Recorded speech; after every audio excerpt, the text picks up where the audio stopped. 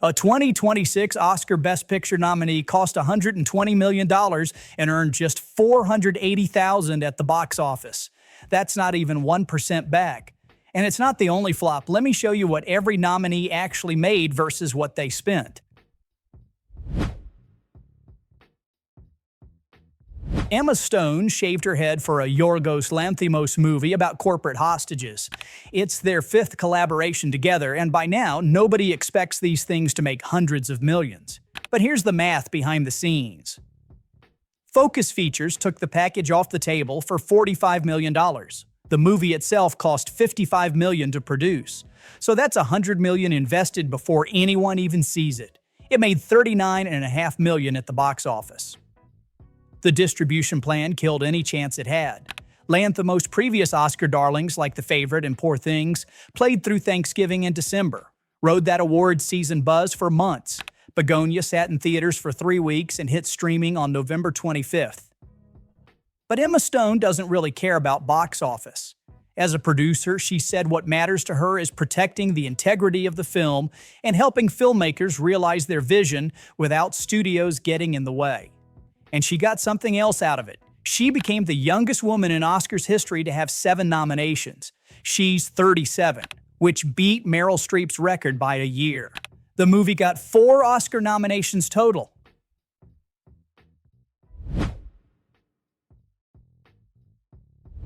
F1 got a Best Picture nomination, which honestly surprised me. It's an old-school Jerry Bruckheimer blockbuster.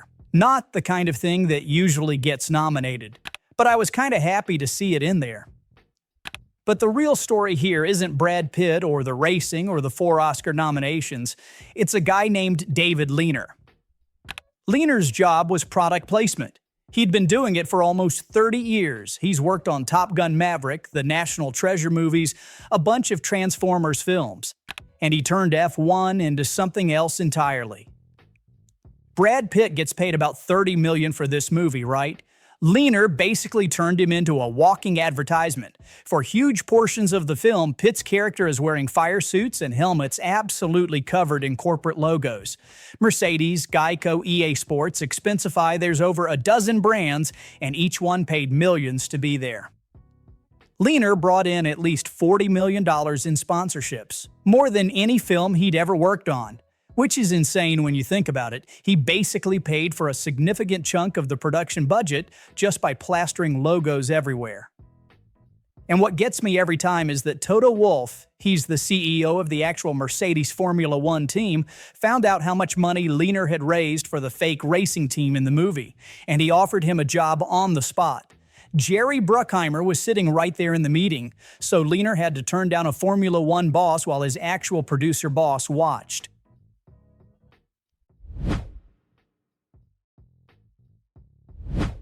Del Toro had been trying to make Frankenstein for 50 years. Universal originally had it, but then their Dark Universe thing collapsed and the project died with it. Netflix brought it back in 2023 and spent $120 million on it. They knew from the start it was their Oscar play. Prestigious director, big budget, serious adaptation. And they were right. It got 9 Oscar nominations, including Best Picture. But Netflix doesn't do theaters. They're a streaming company. So they did give Frankenstein a limited theatrical release, but it played for 3 weeks in barely any theaters and made $480,000 total. That's the worst budget to box office ratio you'll ever see. Spent more on catering than they made selling tickets. But Netflix didn't care because that's not how they measure success. The movie pulled 76 million views on Netflix in 10 days, hit #1 in 85 countries. Netflix got their 9 Oscar nominations, and they proved you can spend $120 million on a prestige film and just skip theaters entirely. And if that Netflix-Warner Brothers deal actually happens, this could be the future. $100 million movies that nobody can actually go see.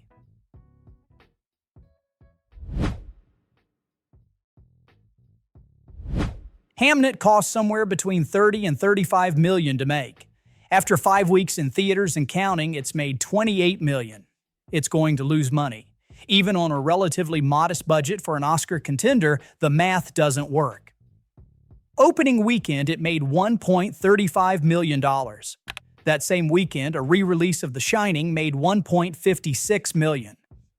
A 45-year-old horror movie outgrossed the new Chloe Zhao film with Paul Mescal and Spielberg producing. They tried expanding it to about 750 theaters. They're doing a wide release in a bunch of countries like the UK and Australia in January to capitalize on the Oscar buzz. It got 8 nominations, including Best Picture and Best Director, but it's not going to be enough to break even. The people who saw it loved it. Won audience awards at film festivals, has a 93% audience score, but that doesn't translate to ticket sales. One reviewer just called it this year's Oscar bait sobfest, and whether that's fair or not, it captures the problem. These kinds of movies get acclaim and nominations, but actual people stay away. So Hamnet's going to end up a few million in the red, despite the Oscar attention. But at least Spielberg got something out of it. He's now up to 14 total Oscar nominations as a producer. Nobody else is even close to that record.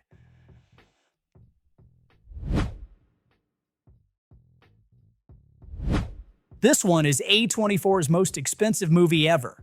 They spent $90 million on Marty Supreme. That's twice what they spent on Civil War, which was their previous record. They went all in on marketing, too. Timothée Chalamet was everywhere for months. It's made $97.2 million at the box office. Break-even point for a $90 million movie is usually around $250 million when you factor in marketing and theater cuts.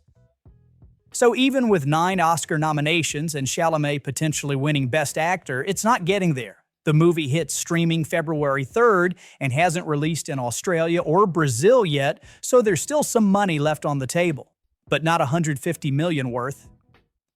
A24 usually keeps budgets small. Most of their movies cost under $20 million. They took their biggest swing ever, and it's not paying off financially. Kevin O'Leary, who's in the movie, went public after filming and said they wasted millions on extras, when they could have used AI and made 2 films for the same price. Thanks a lot for shitty advice, Kevin. Chalamet's now the youngest actor with 3 Oscar nominations since Marlon Brando in 1954, and even Robert Downey Jr. called him a great actor. So at least there's that. So the big Oscar favorite this year is One Battle After Another with 13 nominations. Everyone saw that coming. What they also saw coming is that it's a massive financial disaster. Paul Thomas Anderson made an R-rated political satire thriller that cost $175 million. It's nearly 3 hours long and stars Leonardo DiCaprio. It also made $206 million worldwide, which sounds decent until you realize it needed somewhere up to $400 million just to break even. Variety says Warner Brothers is going to lose more than $100 million on this thing. Warner put out a statement pushing back on those numbers. It's all about how successful their year has been with Sinners and Minecraft. But the math is pretty clear. This movie lost a ton of money. There's been all this talk about whether this proves DiCaprio's star power is fading. I don't know if that's fair. He typically gets first dollar gross on his movies. He gets paid before the studio recoups any costs, so he did fine personally. The real issue here is pretty simple, I think. Nobody wants to see a 3-hour R-rated political thriller in theaters, even with DiCaprio in it. Some films just aren't mass appeal, no matter who's in them. Fandango's box office analyst had an interesting take on it. He said these prestige movies are failing to create a sense of FOMO among audiences, that they weren't eventized enough. And he's right. The highest-grossing original American movie of 2025 was Sinners with $368 million. For a film like One Battle After Another to work financially, it needed to become an event. It didn't.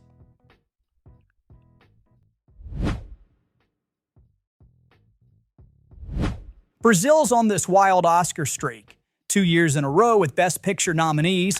Last year it was I'm Still Here. This year it's The Secret Agent. Both got their lead actors nominated too. The Secret Agent is another political thriller. This one set during Brazil's military dictatorship in 1977. Wagner Moura plays a guy who clashes with a corrupt official and has to flee back to his hometown. Neon picked it up and gave it a limited release. It opened in just 2 theaters, maxed out at 136 theaters. The movie cost $5 million to make and has made $6.1 million worldwide so far. It actually got some pretty nice legs. During its 8th weekend, it went up 14% from the previous weekend. It's been in release for nearly 2 months without fading. That's impressive when you consider it's competing against Avatar, Zootopia, and all these other massive releases. Neon could have pushed it wider after the Oscar nominations came in, but for some reason they kept it limited. The funniest thing about this movie's nomination came from Surat's director. He said the Academy has a ton of Brazilians and they're ultra-nationalists. So if Brazil submitted a shoe for consideration, it would probably get nominated. I'm sure the Brazilian film community loved hearing that.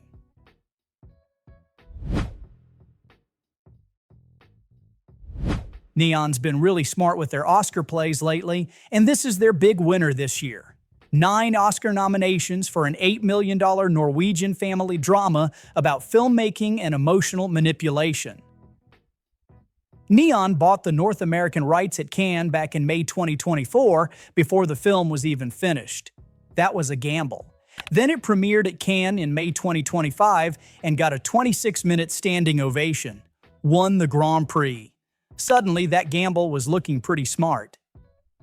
Neon released it in November. Same strategy they used for Anora. It's that sweet spot timing for awards contenders. And now after the 9 nominations came in, Neon's re-releasing it wider on January 25th to capitalize on it. The movie's made $21.9 million worldwide so far, and it's going to end up being the highest-grossing Norwegian-language film of all time. It's got this universal appeal, I guess. Even 16-year-olds on TikTok are crying and sharing.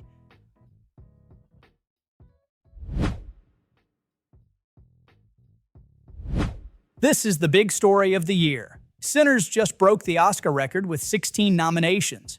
Just for context, Titanic and La La Land had 14 each, but the box office story is even better than the awards story. Early 2025, rumors were going around that Warner Brothers bosses Michael DeLuca and Pamela Abdy were about to get fired. They'd been running the studio since mid-2022, and they had some epic fails at the box office like Joker 2. Then in April, 2 things happened. Minecraft came out and made a fortune, and Ryan Coogler's Sinners opened and made insane money for original film. Sinners was risky as hell. Original R-rated horror film about vampire twins during the Great Depression cost $100 million, and they released it in April, which isn't exactly prime box office season. But Warner had gone all in to get Coogler to make it with them. They gave him first dollar gross, which almost nobody gets anymore. And they agreed to something even crazier. After 25 years, Coogler gets full ownership of the film. Warner loses the rights completely. So he's going to be cashing in for decades while Warner gets nothing. The movie opened with $48 million, then dropped only 6% in its second weekend to $45 million. Horror movies usually crater after opening weekend. This one held like it was a Marvel film. And I'm not talking about 2025 Marvel, of course. It got an A grade from CinemaScore audiences. No horror film in 35 years of CinemaScore polling had ever gotten an A before. The Guardian called it the most culturally important film of 2025. Sinners made $368 million worldwide. It's the first original movie of any kind to make over $200 million domestically in nearly a decade, and suddenly DeLuca and Abdy weren't going anywhere. They just greenlit one of the biggest hits of the year.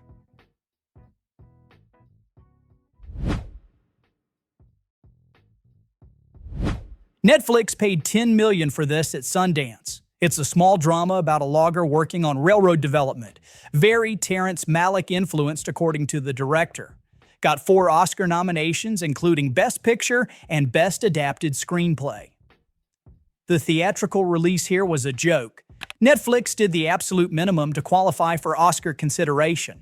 There aren't even box office numbers because basically nobody saw it in theaters. Just enough screenings to check the Academy's boxes. Which is too bad because it's a beautiful, uncommercial film that probably deserves to be seen on a big screen. But Netflix doesn't care about theatrical. They bought it for streaming, positioned it for awards, and got 4 nominations. For $10 million, that's not a bad deal for them.